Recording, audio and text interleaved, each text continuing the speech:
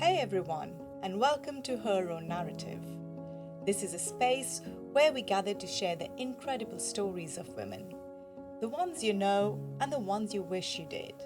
We're here to celebrate their journeys, acknowledge their challenges, and build a community. Hi all, welcome to our first episode of Her Own Narrative, where we own our own story in our own voice, in our own way. And our first guest is Gurjit Rana. Welcome, Gurj. Thank you. So let's hear your story, hear your narrative to where you are, how you got there. Thank you. So, I'm a marriage expert, and really, I'm here to help those that are at make or break point in their marriages. Like, there's so many of us. We know that 42% of divorces, 42% of marriages end divorces. And really, that's where this notion of who can help me, who do you turn to? And of course, there's so many of us that are in marriages that want that support to go, we're okay, we're coasting, but how do we get better? How do we take our relationship to the next level? What got you into this, Gurj? Well, they always say it's your own pain, and my own pain was relationships. I could give you a complete backstory around in my early 20s. I was the girl that just felt that she was never going to get married, always, overlooked on the bench, all those terms that we've heard. You go to weddings and someone says to you, you're still single, you're not married yet. And of course, the great one, what are you looking for? And you think, I don't know. And I really didn't know. And I knew what I didn't want in a relationship. I knew the kind of person I didn't want. And I didn't realize in my 20s that the things I said I didn't want had began to trap me of what I was actually attracting. So we all hear about manifestation. We all hear about, you attract what you are. But I didn't know what any of that meant. And I stuck to a narrative which had me stuck for nearly 12 years before I'd met my husband and got married. Wow. And then, of course, a whole new world started, which is how do I navigate this relationship? And many of us, have siblings or parents or other extended family members. And when we look at them, are we inspired by them? Would you rate their marriages? And, everyone has good and bad points. But for me, that was my struggle. Like, I felt so alone. Where do I go in my marriage? Who do I talk to? And I'm going to be open and honest. A counsellor wasn't viable for me. At 25, I had gone to a counsellor when I was still single after an engagement had broken down. And the person had said to me, move out and meet your own person, out of religion, out of, anything that I'd known around my faith and my family. And I just couldn't do it. Scary as it sounded, I didn't have the courage, I didn't have the nerve to do that. And I felt even more stuck and lonely. And if I'm honest, I can look back now and probably say I was mildly depressed, but I wouldn't admit it. Wow. Wow. When you put on the makeup, go to work, you dive yourself into your career. But actually I was getting frustrated. Although I had success with work, there were days, and we all go through it, when there are tough days at work and you've got to deliver more and give more. It was like, what is my life about? I'm just on this hamster wheel and I'm so unhappy. And I didn't know how to break out of it. So how marriage experts come about is for those couples that are at that make or break, that were like me, head in the rabbit lights, that what do I do next? Where do I go? Who do I talk to? And for those that have gone through some difficulty and are trying to navigate that next phase of life, or as I say, those that are happily married, okay with their marriages, but going, there's got to be more to this. The kids are growing up. I don't know what we're going to do. I don't even know who you are. But you must get a lot of backlash saying, oh, well, I'm going to just say it the way it is. If you couldn't save your marriage, how are you claiming to save other people's marriages? How do you own that? I love that question. Do you know what? And it's not a surprise that I get it everywhere I go. And in the beginning, that was the very thing that had me not step up. And, the backstory is that I was on Sungut TV. I'd gone and done a bit of corporate work with them. They found out I was a coach and invited me to direct and host my own TV show. So I think I was the first South Asian to be doing that on, satellite or a South Asian channel. I was so grateful to them. And yeah, even then, I wanted that validation from the audience. So I'd recorded, I'd gone out to Singapore and Bali for a holiday and working retreats. And that's when I was getting the phone calls of, I'm stuck between my wife and mother. I've subjected to domestic violence. I'm being forced into this marriage. I didn't choose this, it chose me. Your point, going back to answering your actual question, I often can say it in this way, right?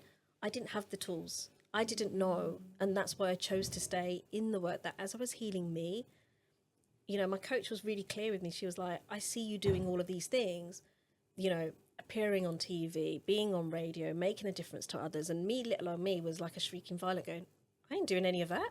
I just want you to sort me out and, you know, off I go. Yeah. But as I worked with her, I began to realise I can help other people. I have that insider knowledge and experience, not just from I've been there, done it, but also come out the other end and going, I know the mistakes I've made.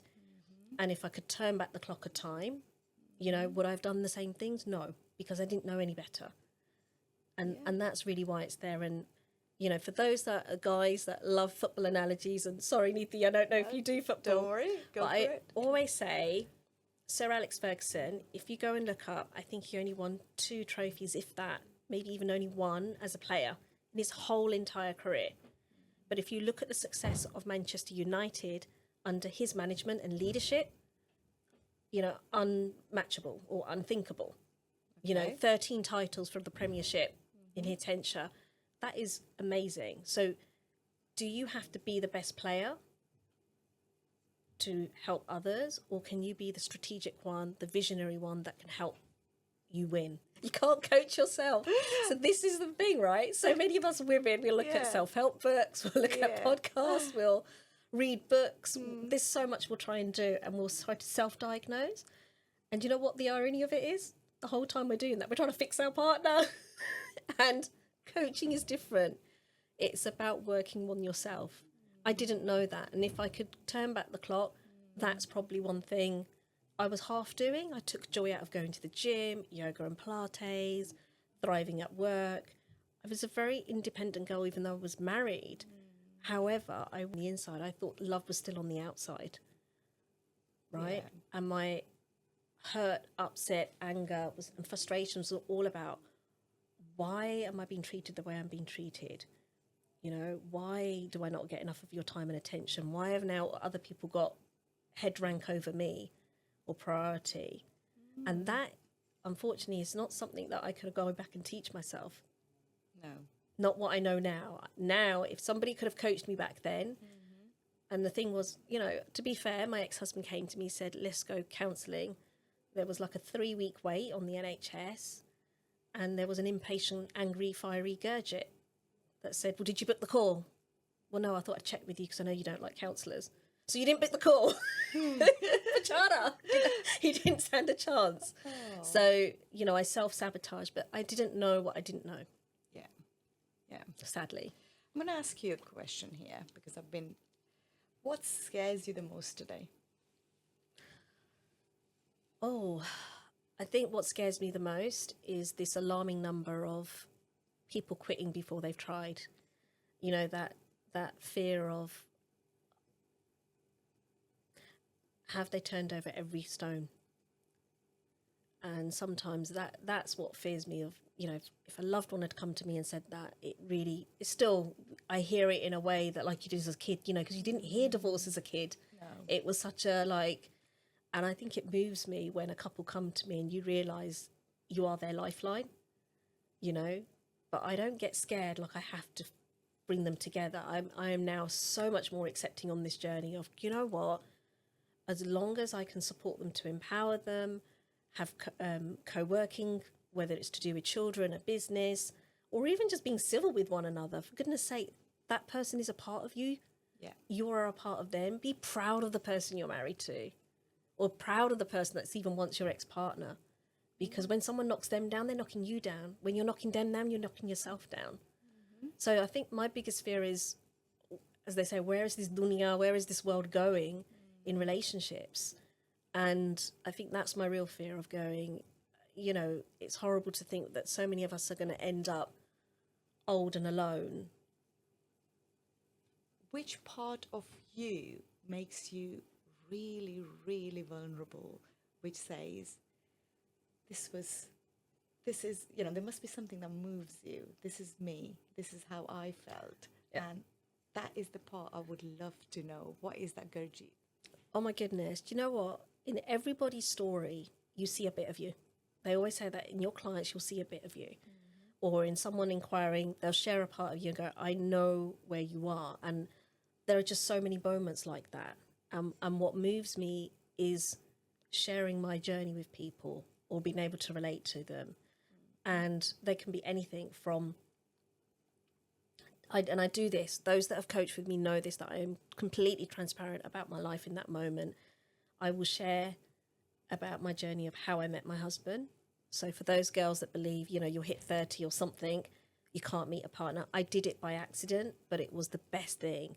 And we all hear the cliches of when you don't pay attention or when you don't put so much effort in, guys chase you. Oh my God, I can tell you many a story, probably not appropriate, to the version of Gurjit, which, you know, and again, there are lots of women, and I don't want to overgeneralize, but there are so many of us that want our own home, that are not honest from the outset of what we want. We're trying to look like the good girl, the conforming girl, the hungy girl, and deep down, we really want our own space and own privacy, but don't realize how disconnected we are when we're pulling someone away from their family. And it's because of the own pain and hurt that we might have gone through with our own family to want that. And yeah, there is a certain stage and age, I think, that's appropriate for every couple to say, listen, we now need to grow as a couple and as a family. That doesn't mean you'll abandon your elders or anything like that. But for me, it's those stories where, you know, people write off their family, right? And that hurts me. That probably hurts me the most.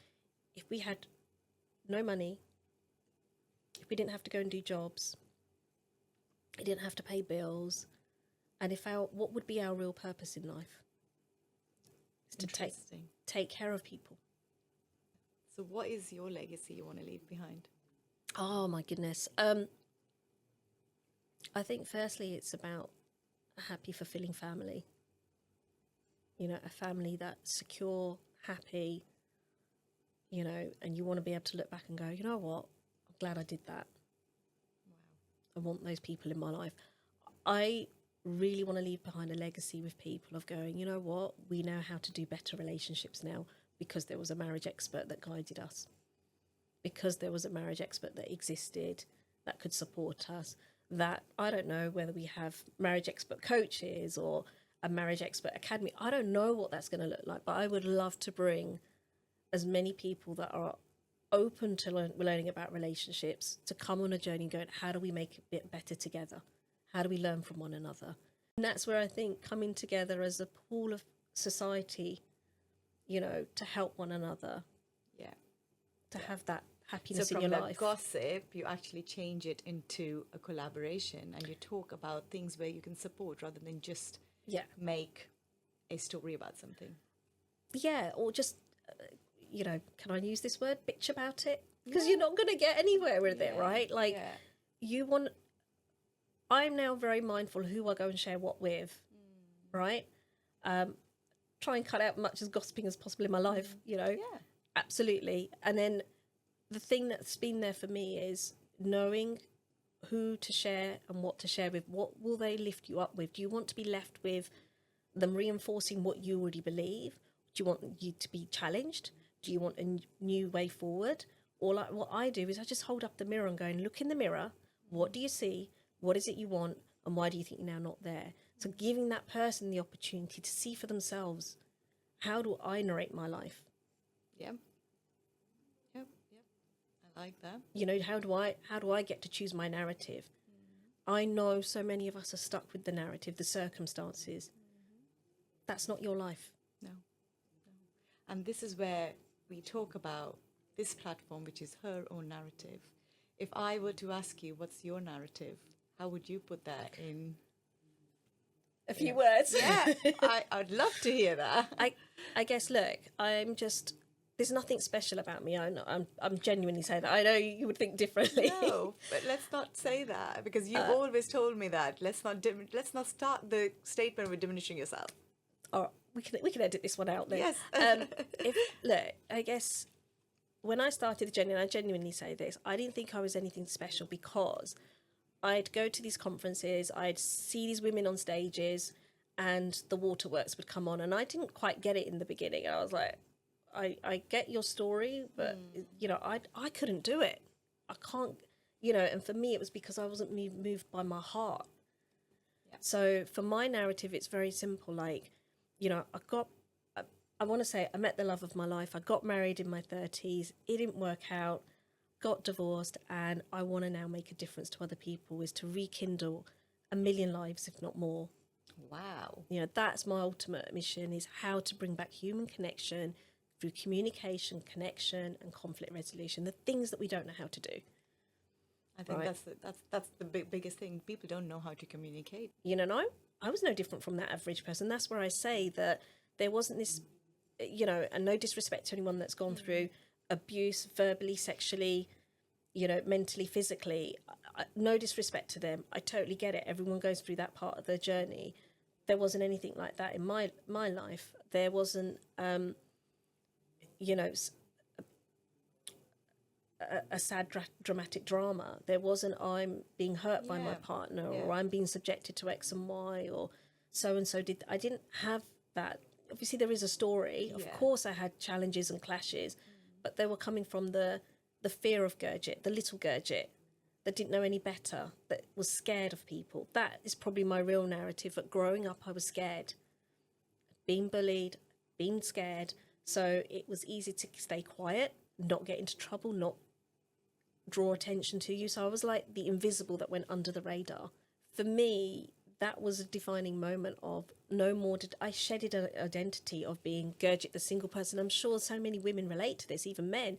You shed a personality of the old because you're now a couple. And some of us go through that first phase of honeymoon to power struggle. And that's what's happening, is we're trying to understand this new identity, trying to hold on to this other one, and we want to be right. We want it my way. Or we're going, I don't know how to transition out of dating into now being married life. There's a struggle going on, but it's actually growth. You know, it's like with teenagers, it's called growing pains. Yeah. And that's what a marriage is. And I think we've been under an illusion of, oh, we shouldn't be arguing. That means you're not really compatible. You know, if you say nasty, like, the point is growing together. That yes, you're going to argue. If someone said to me, you need conflict, it's healthy kind of conflict. That's the difference. Yeah. Unfortunately, again, social media have gone down this whole vibe of toxicity and narcissism. And I challenge it a little bit in my own way of going, if you can say that to someone, how do you know? But how do you know? You know, and I know there are going to be so many of you right now listening to this, watching this and screaming at me and going, don't you know, are you not trauma informed? I am. That's why I'm saying it, right? I can position it, and I know, you know, you're not my client if I'm really honest. You're not my person if that's how you think about life. And this is why I say that. And I think that's where most of the trouble starts, because if you're dropping your identity, that means you're relying yourself on somebody else for everything. Yeah. For everything, for the love, for the care, for your self-satisfaction, for your fulfillment, to your filling the void. That pressure is a lot of pressure. 100%. And look, this is why I come back to the values, is like, you might have an alignment in the beginning. We want to have a family. Family's going to become priority. We're going to have children. We're going to be but that's very surface level. Real values are about, how do I want to be seen and heard or felt? How do I want people to talk about me when I've left the room? How do we want to come across as a identity together? We talk about brands, but how do we come across as an identity together? If somebody saw us as a couple, what would we want them to say about us? And sometimes one partner has a very defined view, and the other one is pulling against that because you haven't talked it out, going, actually, this is what I want us to, and not just on the outside, but on the inside as well. That's the core thing, that when it's just you and me behind closed doors, what do we look like? What's our uniqueness? Interesting. Very interesting. So Guide me through, if your story had to be told as a marriage expert, and if how would people relate to Gurjit Rana, who was a little girl and got married to find the love, and then said, no, it's not working out for me, and now I want to go and help out people. Those people, when they challenge you, I know you've said that I've learned from experience, but that challenge can be very, very challenging. I remember you saying that a few weeks ago as well, that a family member tried to edit Yeah. a video. Yeah. Yeah. I'll Yeah. tell you, I shared the scenario with you. I had, and this had got back to me via obviously one of my siblings, and they said, look, somebody's seeing what you're doing and they're questioning, how the hell can you make a difference to someone when you couldn't save your own? And it was so humbling that my own sibling had said, actually, I challenged them back and said, well, what have you done since you've got divorced? I was like, oh my gosh. And it really, brought tears to my, it really humbled me of going, finally, my family can see what I'm doing here, and appreciate what I have created. And it's taken a long time. And don't kid me, I kid you not, in the beginning, it was really tough. So you got your own imposter syndrome going on. Can I help someone? I really want to make a difference. You got the backdrop of people saying, go back to full-time work, go back to the corporate world, stop wasting your time. And, whatever's going to be is going to be. And I'm like, listen, if I can give someone the tools, if they inevitably go and divorce in a few years, at least they are coming from an informed place, an empowered place, as opposed to leaving their partner in a bad way and feeling bad yourself, because that is probably the real pain of, I say, yes, I chose to walk out of my marriage. It wasn't right for me. I can put my hands up to that. I chose, and I can blame it back on the other person, say they didn't ask me to stay. They didn't fight for the marriage. That's a story for another day. But ultimately, I didn't know what pain was until I'd made that choice. And that's where, if I look back and I can say to someone, when you choose something, there are going to be consequences either way. And I always say this, it is not any easier to stay in a marriage than it is to leave a marriage. Choose your hard, as they say. Which one's the hard day that you want? And pain is always going to be inevitable. The suffering of it is a choice. And that's the thing. Again, we go into the next relationship and we carry all of that with us. But coming back to what you were saying, for me, it was humbling for a family member to have my back. That's great. And I always have it that nobody has had my back or has my back. Even when I put on events and things like, is anybody going to come? And I kind of become that scared little chicken going, I should pull the event. Maybe I shouldn't go through with it. And it has been phenomenal hosting events and seeing it really makes a difference when people see you in person. And do you know what? To go back and really answer that question where you said, those that judge me, please judge me. Please judge me more. Here's why.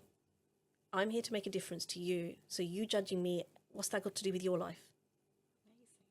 Amazing. I love that. And that's what you're owning. You're owning your own journey. You're owning your own story. Yes, I did it. I did what worked for me. Yeah. But if you can't judge me for what I did. But I was so stuck, and I wished. How many times I've now gone to events and women have said, I wish you existed 10 years ago or 15 years ago. I'm going, I wish I existed back then. Wow. That would be like, if I had had the pain in my 20s, I don't know if I would have been mature enough, right? But I was too busy skirting life going, let me avoid that one, let me avoid that pain. Oh, let me avoid that pitfall. Let me jump over this thing. Let me look back and judge someone else and have a little laugh at their failures. But I wasn't realizing mine one was still to come. You cannot, and this is another thing I believe, I don't know if you believe in it, karma is karma. Karma is karma. Karma is karma. I so believe in it. I don't think anyone can get away with it. We're here on this earth to learn something, and we're going to keep suffering and feeling that pain until we embrace it and own that pain. Totally agree. And stop running away from it. And some of us, that pain might look like broken marriages or marriages that don't work. So we've got to figure out or navigate those. It may be the children that we've been gifted. Some of us have our journeys with those. It may be a financial challenge, maybe a business. We all have, you can pick off so many areas. Health. Yeah. We're given these challenges to overcome them. Do you know, I'm going to go back to a question that you Yeah, said go earlier. for Sorry, I it. know we're jumping No, around here. go for You know, it. when you said to me, what do I fear? There was a really good book that I read in my 20s. I couldn't read the first chapter, right? It was Stephen Covey's 7 Habits of Highly Effective People. Okay. That opening chapter, and I'm sorry, it's a spoiler alert for those that still want to read that book. It was the best book I've ever read, and I'll tell you why. I was given it by a boss. I couldn't get past the first chapter without breaking down and crying, because the first chapter describes a person, or the author, going into a church. There's a coffin, a box there, and they could see familiar faces, and they could see some that were missing. Yeah. And that was it. I couldn't get past that, because what the book or the chapter was trying to narrate is, it's you in that box, but you get to choose who's around you. Yeah. And it used to make me cry so much, because I was like, I don't know who's going to be there for me. I don't want to be, you start, you know, experiencing the worst, because you're thinking, and then I was like, hang on, it's just the book. Read the book, what it's there for. And that's when you get present to, I get to choose the difference I make to people and how I make them feel. And that's probably what spares me on the family piece. And then, of course, the marriage and the children and everything else. Because some people, they will show up to gloat. Some people are not truthful there. Like, I'm not going to lie, I can't turn up to a funeral and sometimes put on the crocodile tears. You just can't. But would you have people talking about you and saying, celebrating your life and the difference you made and something you left in the world? That's the legacy, That's right? the legacy, 100%, 100%. And I think that's called purpose, finding the purpose, and totally believe in it. What do you want to leave behind? You don't come with anything, you don't take anything. You're gonna leave money behind? That's gonna probably be gone anyway. Yeah. You gotta leave the legacy behind. What are people gonna? It's not even about. It's not about people. It's about yourself, not. your Yeah. self-worth, your Yeah. self-value. What am I here for? Yeah. What did I come to this earth for? And when you're talking about this is exactly how I felt a few years ago. I was like, I don't know what my purpose is. I'm defining my identity in the roles I'm fulfilling on everyday basis. But I gotta have something more. There is something more for me to do. 100%. Take those roles away. Who are you? Yeah. You actually left with nothing. Yeah. And that is your breaking down point in your life. I think I hit my lowest when I started ripping all those layers out. That was like, okay, now what am I? Yeah.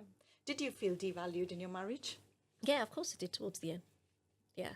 Because I didn't know any of this. I just felt like, and like I said, I was feeling I was on eggshells, and no matter what was doing, I couldn't get it right. And I began to get paranoid and question myself. Should I have said it this way? Should I have done it that way? And I just had this feeling, like someone's trying to let go of your hands, and the more you're trying to grip, right? Like I always say, like sanding your hands, you're just not letting it be. I was just trying to control and grip and fix and try and change, and Do you think you lost your authentic self? I did. Or maybe that was the version of me that existed back then. It probably was an authentic version, not the right version, that a girl that was craving love. Do you know, it's not who you are. We have become a society that thrives on praise. And it's great. You need that in a marriage, by the way. You need appreciation, acknowledgement. You need to be seen and heard. Women want that. Men also want that. They also want to say, listen, when I'm going out and working hard, you're seeing it. And that's what I mean about the value that you bring. That you don't just say, oh, you're out all the time, you never come home, you're working long hours. It's understanding what is my partner doing for me. So to come back to your questions, I think for me, I just felt like, I'm trying to communicate with this person, and what was authentically me at that moment in time was trying to persuade and force, and I didn't know any better because I didn't have the communication skills. So what did it become? It became conditional. And because we get this praise at school, then we get this praise by our parents, and we're getting praise. That's what we're craving all the time. Tell me I'm doing good. Tell me I'm great. And then when someone comes along, doesn't give you the praise, doesn't tell you you're amazing, or stops telling you you're amazing, and everything that you're doing is taken out of context, then you're going, you it's like you're out at sea and trying to look for the harbour. Like, you know, somebody please throw me a dinghy and get me out of this water. I am now fully seasick. And it just was that. I'm in the storm and I don't know what I'm doing, you know. And it really felt like that. And it's so hard when we're in that space. And I think, I hope nobody can relate to this, but if you do, then you know you need to reach out. It was like, I couldn't hear. It was just, everything had become and collapsed onto each other, that I couldn't no longer separate what my issues were in my marriage. Everything felt like it was just broken. Any conversation felt like I'm lost. So am I supposed to do this or am I supposed to do that? I was second guessing myself. Wow. That was painful. So I ended up at a Gurdwara, you know, place of worship. I sat there and I said, I'll ask you a question. And I don't know if the question had come to me, and I literally said, it was like a voice inside me said, can you do this for the next 30, 40 years? Hell no. No. Might be the regret that I had, but in that moment I felt so liberated. I had faith, I had waheguru. And that's what I knew back then. I loved going to the Gurdwara. That was my kind of safety. And it was so calming when I'd left, and it was so liberating, and it was like all of a sudden I was no longer scared. So when you talk about fear, you know, that's probably a big piece of my life, that I don't fear. I always know, people say universe has your back, I say waheguru has your, both. I've become more spiritual minded than religious, right? But that was one of the things. And I came back home, and my husband can see it, was like something shifted in my being, and I now know what beingness means. The way I was being, I was no longer scared. I could hold my own. And I could, if you were telling me I'm dominant or I'm passive aggressive, I just started accepting it in that moment. Okay, maybe I am. Maybe I'm too strong for this. Or maybe I'm so fragile that I'm scared if I touch it, it's going to break. So that was when that choice, you know, was made, or I chose that. I chose that. And the, you know, other thing that and this is the power of creation and manifestation. I knew 6 months earlier that I was going to leave my husband. And I tell you how. Again, I was sat on a sofa, it was Christmas time, 2012, sat there crying. And I just said, in 6 months' time, I'm not going to be there.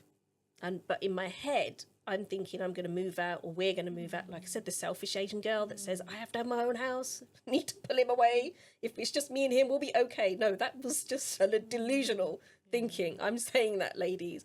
For those of us that think by him not being around his family, he'll be a better person. Oh my God, he'll be an angry person. He'll be more resentful. And that's where I had it in my head of, this 6 months, we've got to buy a house, we've got to move out. But I had no idea of my power, because I even predicted it down to the day of going, by the end of June, in the next 6 months, I will not be there. You manifested it completely. I manifested it. And on the 29th of June, I was not there. Oh, wow. But I didn't see myself ending up back in my own home. That was the bit I didn't see. So we're good manifestors. We are. We sure are. But I think everybody is. We wish upon things in ourselves, isn't it? And that's the connection that people go, how do you manifest? There's a thought or belief, but also the emotion. You will feel it. You will feel, and that's when you know it's coming alive. And then you might not feel it, you know, or understand it, but at some point in the future, it will show up. It will show up, 100%. So yeah, absolutely. Thank you so much for having me here. And thank you for allowing me to share my narrative, my story today. That's our story for today. I hope you enjoyed it. Remember, every woman has a story worth telling. If you have one or know someone who does, please reach out. Let's keep this conversation going. Thank you for being part of the community. Her own narrative could be yours, your own narrative. To follow, subscribe, and like. See you till next time.